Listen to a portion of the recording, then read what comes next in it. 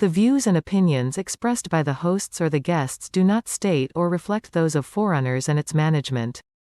Furthermore, the assumptions, views, opinions and insinuations made by the hosts or the guests do not reflect those of the show, the management and the organization. Lahat tayo ay excited ngayong 2022. Subalit how can we maximize this year without any regrets or disappointment to accomplish our dream and vision? Good afternoon mga ka-WAIS Talkers. Kayo po ay nanonood ng WAIS Talk live via Facebook and YouTube. Naririto na naman po kami and let us face difficult challenges in life. Samahan niyo po ulit kami and sabay-sabay nating alamin paano ba ang tamang pagpaplano para ma-maximize natin itong taong na ito without anything or regrets. Ako po si Jules Astan, ang inyong ka-WAIS Talker. And I am Jerald Balite. Isa na naman pong interesting na talk ang inihanda namin para sa inyo. So samahan niyo po kami mga ka-WAIS Talker ngayong hapon at ma-inspire tayo sa ating speaker as he shares the principle and practical tips in planning your 2022. So stick around mga ka-WAIS Talkers. But before we introduce him, para sa mga first-timers na nanonood ngayon, pag-usapan muna natin, what is WAIS Talk? Who is Jules? Ang WAIS Talk po ay project webcast ng Forerunners upang bigay ng inspiration and encouragement sa mga ka-WAIS Talkers natin na naghahanap ng hope in these unprecedented times. Who is JR? Yes, and because our title is WAIS Talk, we want to impart wisdom sa inyo mga ka-WAIS Talkers through our guest na for sure, WAIS. So brother, who is Jules? Alright, so again, wag na nating patagalin to kasi marami tayong matututunan sa kanya, no? Let me introduce our guest speaker, mga ka-WAIS Talkers. He's a financial advisor, owner of Sorpresa Grande Flower Shop. He's also a vlogger, a teacher by profession, a husband and a father. So let us all welcome Mr. Jerald Balite. Hi, Jerald. Hello. Hi, Jerald. Good afternoon. Good afternoon, Ayan. Jules. Good afternoon, JR. Hello, mga ka-WAIS Talkers. Kumusta kayo dyan? Yay! Good afternoon. Thank you for saying yes to us. Ha? So, before we start, baka may gusto ko munang batiin, Jerald. Family Binabati members, ko kakilala. yung mga taga-Sunday Pinasaya, yung mga friends ko, taga-church, syempre yung mga estudyante ko at mga ka-business. Kasama ko sa business. Ayan. Yan, Jules. Alright. Ay, Yeah. syempre, binabati ko pala yung aking asawa at ang aking anak na si Jeraya at si AA. Nalimutan ko. Jules. Okay. Hi, AA. Hi, Jiraya. God bless. Thank you for watching, no? Talagang proud, kayo, wife and a proud daughter. So, Jerald, alam ko, gusto ka makilala talaga ng mga kawaii stalkers natin. So, okay lang ba? Tell us more about yourself and what you do, Jerald. Sige. Sabi mo nga, Jules, di ba, kanina sa intro mo, I'm a teacher by profession. While doing teaching, I'm also financial advisor at meron akong flower shop na Sorpresa Grande. So, yan, malapit na yung Valentine's Day. So, medyo busy kami ngayon dahil marami na yung mga orders. And while doing that, I'm also a vlogger at YouTube. So, you can watch yung mga vlogs ko mamaya. Sasabihin natin kung ano ba yung page. Jules. Awesome, no? Bro Jerald, when I grow up, I wanna be like you. Masaya talaga maging vloggers. No? Later on, ipa-plug niya nga po yun. No? And this is one way, especially ngayong pandemic, I believe, Quiz JR, ang dami talaga na-discover ng mga skills natin. No? Na parang feeling natin na hide lang siya for the longest time. Pero look at Jerald, one of them is yung flower shop niya at saka yung pagiging plantito na maximize niya yun and a vlogger at the same time. Quiz JR?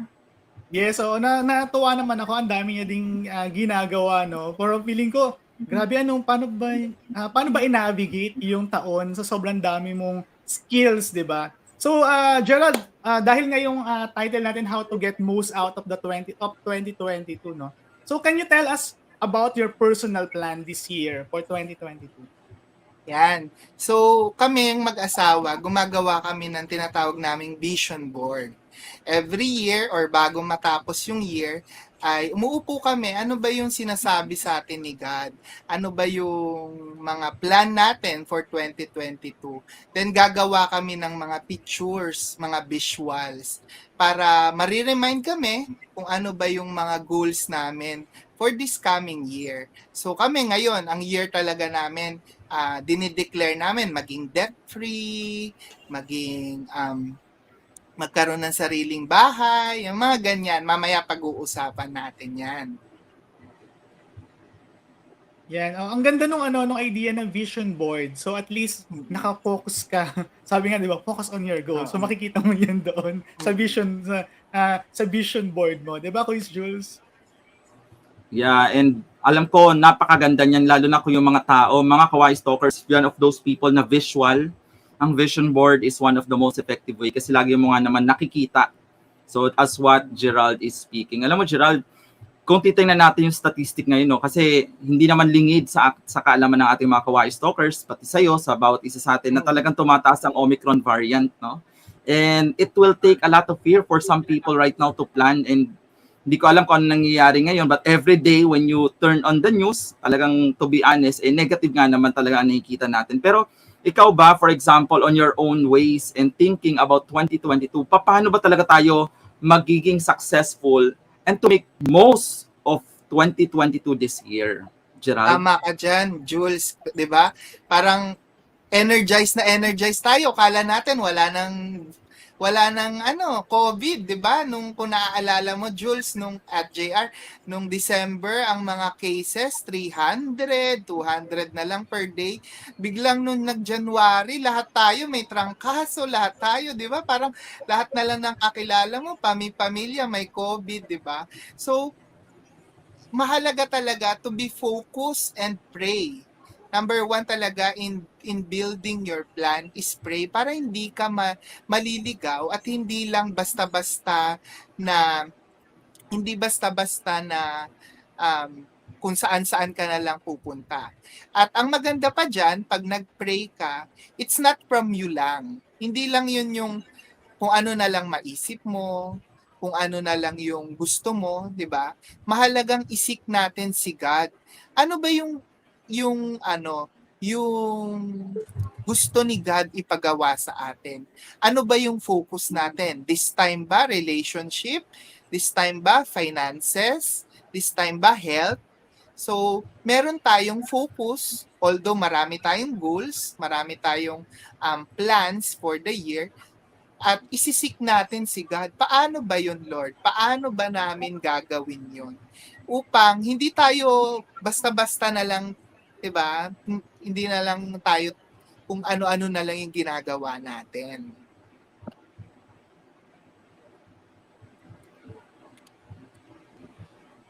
Jules. Okay, so yeah, totoo yan, no? There's something that we can think over again what we will be able to do.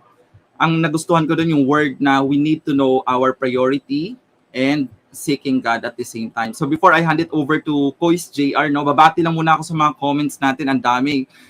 Kois JR, no? So si Zaira, isa sa mga suki talaga natin sa WAIS TOK ito.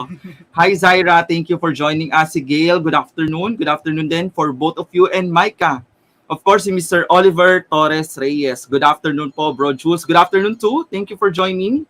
Si Miss Tanya Navarro. Hi, Miss Tanya. Thank you for joining. Hello po. Ayan, hello daw mga Kawais Talker, sabi ni Zaira. Exciting topic at nakaka-bless, sabi naman ni Micah. Si Papsi, Kuis JR nandito. Hi, Papsi. Good afternoon to everyone. Hi, guys. Papsi, ingat po Miss you so much. Na-miss ko na yung kanyang pinapadala dito na na pato ba yun or itek? Adobo. Gusto ko na rin yun. Na-miss ko yun. Oo nga Masarap yan. So, si Micah again. Hello po, Sir Jerald. Miss Edel, good afternoon. Ayan, si Miss Emily, isa to sa mga rin natin, suki. So, kasama po natin, talagang legit, nakawais talker po ito. Good afternoon po. Hello, everyone. Hello po. Ate Emily, maraming salamat. Mag-iingat din po. Miss Micah, ayan, nagtag siya ng mga quiz. Of course, Miss Malu is watching us. Ira, Besh, Micah, ayan, may mga Besh na. At saka si Gail, kasama natin. So, ayan, meron ditong live question, no, Jerald. Gusto ko lang din itanong. Sabi dito ni Miss Malu, si Miss Malu kasi kasama natin talaga dito sa WAIS TOK. Ayun, sabi ni Davo, ang gwapo ng speaker. Nax. Hi guys, hi Ronnie. Hello, ingat ka Ronnie. Sabi rito, nabanggit mo kasi kanina about the vision board. Would it be okay if you give us what as vision board or a sample of a vision board? Kumbaga, kung ako first time kong narinig itong vision board, paano ba ako maggagawa niyan? Gerald? Actually, nandito ako sa in-laws ko, di ba? So, wala ako sa bahay. Pero I can show you yung soft copy. Maya-maya siguro ita-download ko lang. Pero ano ba itsura niya? Kuha ka lang ng isang illustration board or gawa ka ng sa Canva, di ba? Then, i-post mo. Ano ba yung, di ba, nag-pray ka na, nag-dream ka kay God. Ano ba yung 10 dreams mo for this year or 5 kung gusto mong mag-focus, di ba? And kung kayo mag-asawa, upuan niyo yan. Mag-dream yung ikaw, mag-dream din yung asawa mo, then i-combine nyo. Then pag meron na kayong dreams, gawa kayo ng visual. Gupit kayo ng picture ng kotse. Di ba? Ano ba yung bahay? Be specific. Ano bang kotse yung gusto nyo? Diba? Anong bahay? 3 palapag pa? 5 palapag? Sa farm ba yan? Then, be specific din sa mga ano pa, debt-free. Gusto mo maging debt-free, magkano ba utang mo? Gusto mong kumita ng malaki per month? Gusto mo ba 500,000? So, gawan mo siya ng picture para lagi kang mareremind. Alam mo, Jules at JR, di ba? Nung bata tayo, malaki tayong mangarap. Ang laki-laki. Gusto natin, bahay natin, ganito, kotse natin, 5, ganyan. Tapos nung nagkatrabaho na tayo, kala natin, malaki na yung sahod natin, malaki na to, makakaipon na tayo. Biglang ang mahal pala ng renta, ang mahal pala ng, di ba? Tapos unti-unti tayo na brainwash, ay, tricycle na lang palang ang plano ko. Yung bahay, ay condo na lang pala na maliit, 'di ba? Yung okay na sa akin yung 24 square meters, 'di ba? So, parang masyado tayong na brainwash na ang mahal ng bilihin, ang hirap kumita ng pera. So, kailangan natin din i-brainwash yung sarili natin or i-condition yung sarili natin na yes, we can do it kay God. Kasama natin si Lord, kaya kayang-kaya natin. At ang maganda pa doon, pag nag-goal ka at hindi ka natatakot sa goal mo, at nakikita mo na kayang-kaya ko tong gawin sa sarili ko, hindi yun galing sa'yo. Hindi yun galing kay God. Ibig sabihin, galing lang sa'yo. May teacher ako nung college, sabi niya, pag nangarap ka, taasan mo na. 'Di ba? Kung hindi mo man maabot, nandito ka sa second place, sa third place, 'di ba? At least, taasan mo na, lakihan mo na yung pangarap mo. Yan, Jules. I guess it's a great encouragement, Gerald, no? Lalo ngayong pandemic, because of what we're seeing right now, there's so much fear. I believe this is a time to recalibrate our heart. Like a child, sabi mo nga, no? It's time to make things grow. So dapat mas malaki. Kasi kang pangarap natin pag maliit, sabi nga ni Gerald, para sa sarili lang natin. Once it's big, it takes big God as well, no? Para ma-fulfill yon. Quiz, JR? Yes, so na-realize ko din na sometimes when we do, yun nga sabi mo na brainwash na tayo dahil ito lang yung kaya natin. Pero minsan nadideceive tayo ng word na dapat realistic yung dream mo. Pero yun nga, kanino ba galing yung realistic na dream na yun? So, I think ang ganda nung sinabi mo na, lakihan mo yung dream mo kasi at least yung ginagawan mo yung tinitake action mo, ganun kalaki din. Yung effort na binibigay mo, ganun kalaki din, no?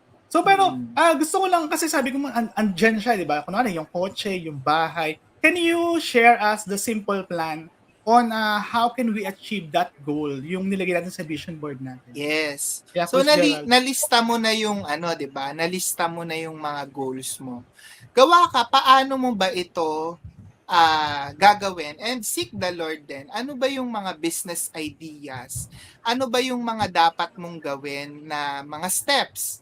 Isa-isahin mo yon and ipag-pray mo yon and i-journal mo din. Tapos, gawa ka ng checklist. Halimbawa, gusto mong mag-grow yung business mo. Ano ba yung mga need mong gawin para mag-grow yung business mo? 'Di ba? At pagka kinumit mo yon, gawin mo rin yung part mo. Kasi hindi naman si Lord na ipapadala na lang agad yung bahay, 'di ba? Syempre galaw-galaw din pag may time.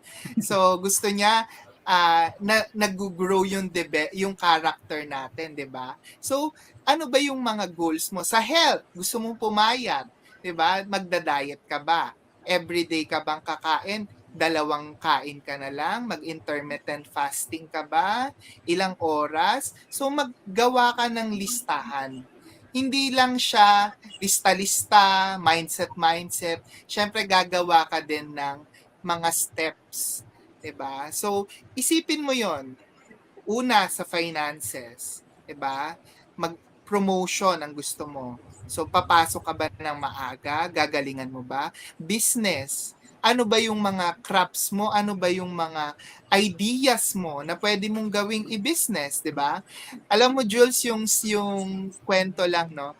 Yung flower shop namin na nabuo yun sa traffic. Na-traffic kami sa MOA papunta sa Makati. Sobrang traffic namin ng mga friends ko. Bakit hindi tayo magtayo ng flower shop? Ang dami kasi yung parang gustong i-surprise yung kasama, 'di ba? Yung asawa, yung girlfriend, yung partner. Bakit hindi natin gawin 'yon? And planuhin mo 'yon. So ngayon kami plano namin ganitong kita naman kami for this year. So it's a step by step process na hindi lang bara-bara. 'Yon, JR and Jules. Yan ang ganda nung nung sabi mo nga do your part din. Nagplano ka, gawin mo yung part mo. Magplano ka kung paano mo ma-achieve 'yon. Pero ang ganda nung sabi mo na syempre kailangan direction ni Lord yung plano mo. Baka mamaya gusto mo magpapayat pero hindi naman pala ayon sa health mo, no? So kailangan alamin mo din yung mga consequence tsaka opportunity about that. No, Coach Jules? Yes, I totally agree. And especially what I really like about this is when you plan for your own business, no, it's a byproduct of a need of a people. Pag nag-create ka, ano ba yung need? So, for example, it is a traffic and then something that you don't want to be late pag di-deliver ng flower, no? So, the sorpresa grande will be the one to take good care of you. Parang ganun yung concept ni Jerald, no? And I hope that this is something that we can also learn from here. But Jerald, alam mo, since 2020, no, I believe even more, marami talagang challenges to start up a business and to have a goal, no? Maraming mga challenges yan. Maybe finances, limited mindset, maybe ganito lang kasi opportunity ko, ganito. On your own ways, no, while studying about planning 2022, aside from pandemic, which is very obvious, what do you think are the challenges we'll be facing this year apart from COVID? Alam mo, dami nga eh. Gerald. Sabi ko na nga, 'di ba, yung COVID, 'di ba, na okay, gustong-gusto mo nang matapos yung 2021 kasi kala mo okay na lahat. Then nagkaroon ng maraming sakit, may fear na naman, 'di ba? Kung nanood ka ng news, puro stress ang kukuha mo. Na ang daming ganito, ganyan. Tapos ang iba pa diyan, death in the family. Kala mo okay na lahat, tapos bigla ka namatayan, 'di ba? So, nagmo-mourn ka pa. So, ano ba 'yun? Paano ka ba magmo-move on from that? O kaya naman bigla ka nawalan ng work, na lay off ka dahil nalugi yung work mo, yung business ng pinagtatrabahuhan mo. So, mahirap, maraming mga challenges. Isa pa diyan is yung wala ng boundaries sa work, 'di ba? Pag work from home ka, habang nagwo-work from home, kahit tapos na yung oras ng trabaho, tatawagan ka pa, may papagawa na naman. So kala mo pag work from home, mas marami ka ng time, 'di ba? So medyo mahirap. Yun yung mga challenges na isipan natin and ipag-pray natin. Ano ba yung mga pwede nating gawing work around na mga pwede nating malusutan or matanggal tong mga challenges na to. That's so true. Actually, Gerald, when you mentioned that, there are advantages and disadvantages, no? Sabi nila, nung nagkaroon ng work from home, advantage ka naman kasi hindi ka mata-traffic, 'di ba? Nasa bahay ka lang, you have more time with family. Imagine, no? Lalo na yung mga nag-online class ngayon. For example, if you're planning for the whole year, talagang ang pinapalitan lang yung top, pero sa bottom, naka-short lang, 'di ba? Ganun na yung nagiging uso ngayon, 'di ba? Kasi hindi naman tayo nakikita talaga on front, no? Yung half body lang natin. But this is something that we can be creative as well, because even at home there's so many distractions, no? So this is something that we'll be able to plan out this year. So before I hand it over to JR, no, batiin ko ulit yung mga nag-comment natin, no, sa ating Facebook and YouTube. Yan, si Dave, no, Salvacion. Hi Dave. Sabi ni Dave, seek God first before, during, and after planning. Mahalaga talaga yung God factor dito. Sabi ni Jen Aspasio, hi Miss Jen, tuned in. Thank you for joining. Si Ma'am AJ. Yan, Annie Jane Raka. Ang popogi naman ninyo. Thank you, Ma'am. Hindi ko alam. Lahat yan, Ma'am, ha? Sure yan. Walang bawian. Si Miss Minerva De Leon, virtual hug. Thanks, Doc. May doctor. So, si Miss Tanya Navarro, amen. Big dream or dream big.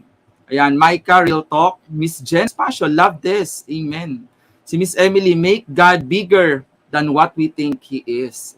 Si Papsi, yan, si Papsi Ernie Hernandez. Dream, mangarap ka ng malaki kasi libre naman kasama si Lord. Yan, very important, no? And Miss Jenna Spasio, thank you for sharing, Gerald. And Jean Bakani, tuned in. And Wian Pauline Bakani, ayan, magkakasama sila. Go Gerald, we love from the Bakanis. Maraming salamat po for joining us this afternoon. Who is JR?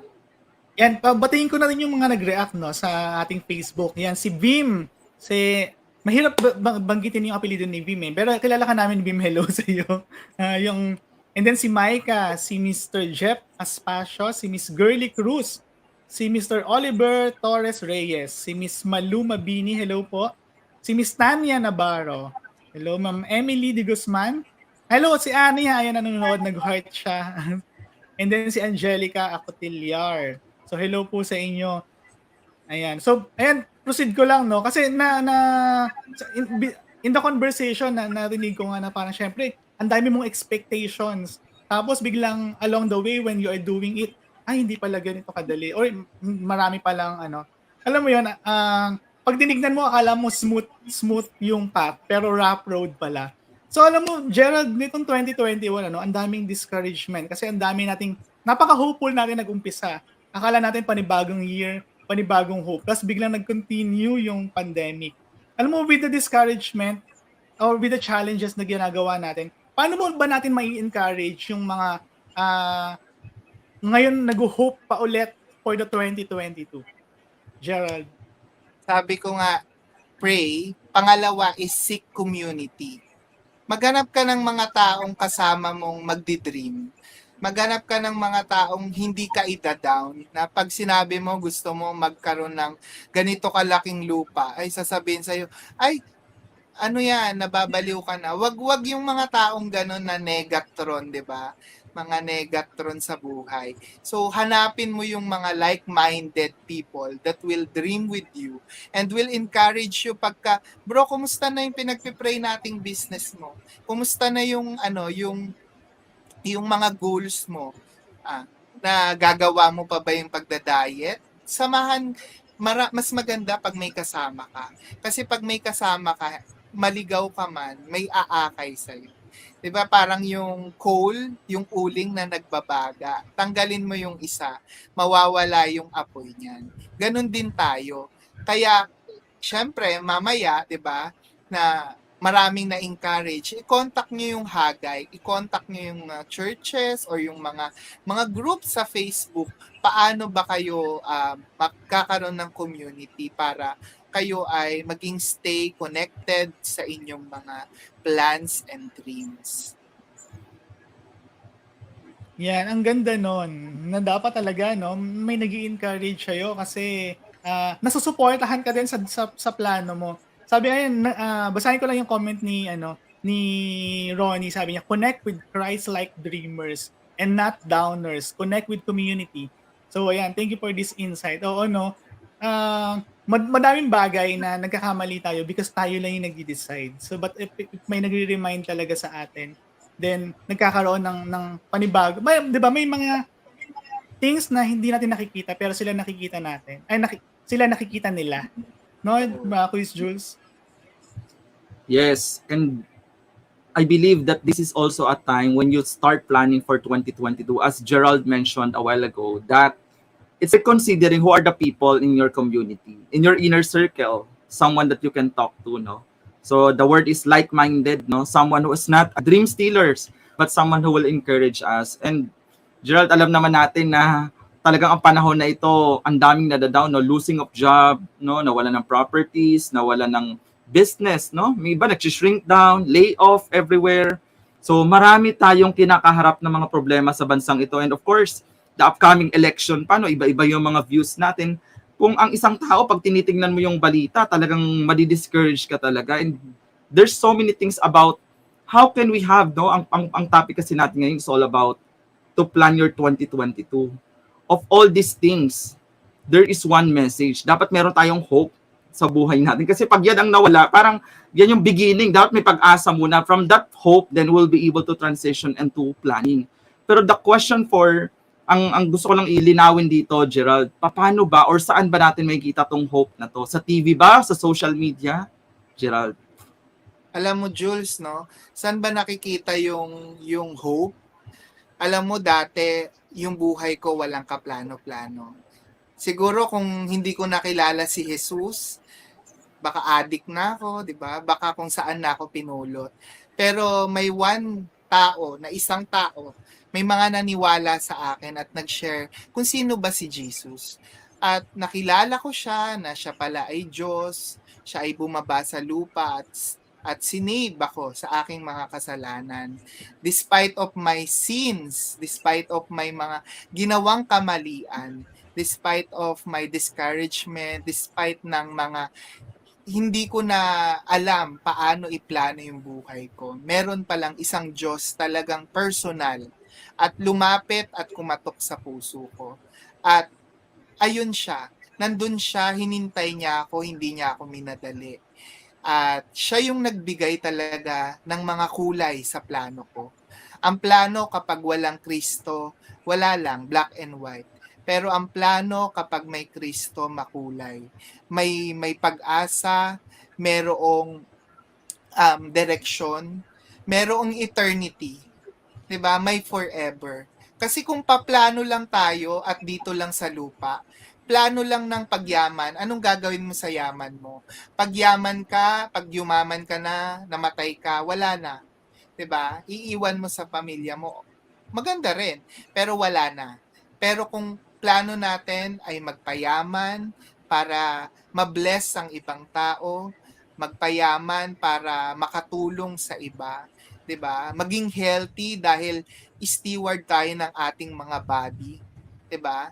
At maging okay ang relationship dahil mahal natin yung mga tao at gusto nating i-share si Kristo sa kanila. Yun ang makulay na plano. At hindi lang plano-plano, 'di ba? Kundi talagang planong lilipad, parang eroplano. Dahil may kasama tayong piloto, may kasama tayong gagabay sa ating mga plano. At dahil sa pagmamahal niya sa atin, dahil sa sobrang pag-ibig ni Kristo, lagi siyang nakaantabay upang gumabay tayo, madapaman tayo, magkasalaman tayo, nandun ulit siya sa ating likod upang magbigay kulay sa ating plano.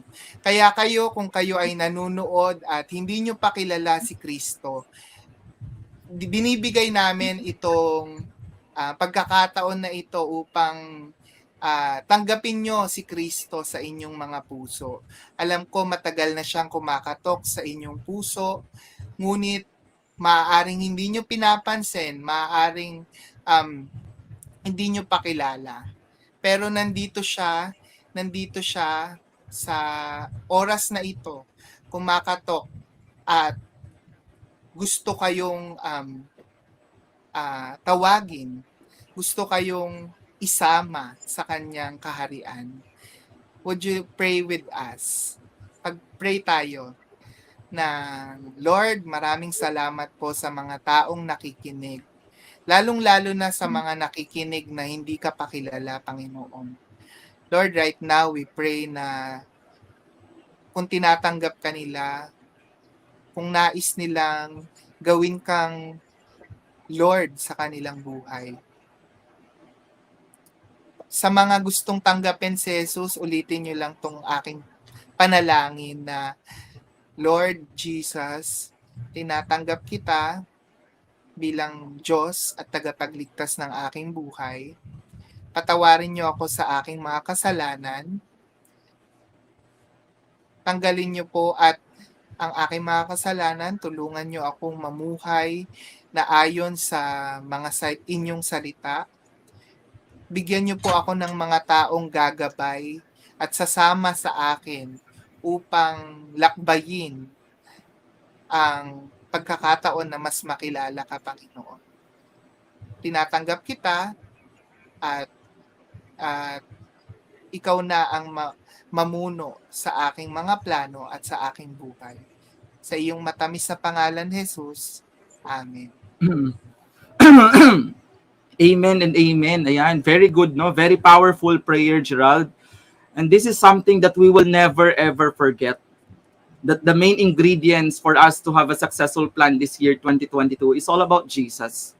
Actually, siya yung master planner, Kois JR. Kung titingnan natin, when the Father sent His one and only Son, Jesus Christ, to die on the cross, sabi nga, sinama niya, planned out yun lahat. Hindi pwedeng walang plano na random na lang dumating si Jesus in our lives. He knew the timing. God made everything beautiful in His time. The goals, the plans, the execution until His last breath here on earth, and the 3 days after that He was resurrected. Lahat yun, ang ganda ng plano, no? So, again, this is something that we'll be able to learn from this wonderful episode. And again, Jerald, maraming salamat. Jerald, bago ka namin talagang i-let go, no? And I hope that we will be able to share more. Okay lang ba if ever one of our WAIS Talkers gustong makipag-connect sa'yo? Ano ba tong sinasabi mong sorpresa grande, mga halaman? Where they can connect you, Jerald? Ayan. So, ang aking page ng YouTube, yung sa vlogging, aking, Jerald Balite TV. So, I vlog about plants. Yan, meron din akong Facebook. So, pwede nyo akong i-connect dyan. At Instagram. Yung akin namang flower shop ay Sorpresa Grande. So, wait lang. I-type ko yung Sorpresa Grande.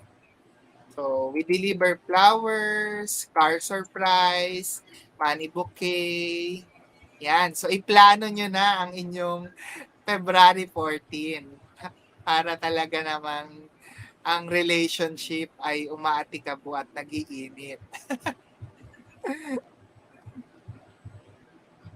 Awesome, Jerald. Thank you for at least people knows where to get connected with you. Example, no, lalo magpe-February ngayon, the Love Month is coming to town for the whole world, not only in the Philippines. So at least you share where they can find you pagdating sa Sorpresa Grande. And at the same time, yung mga plantita dyan. So Jerald is one of the man, no, behind it. Isa sa talagang nagkukulture, nag-aalaga, and nagpapalago ng mga halaman. Certified plantito, ika nga.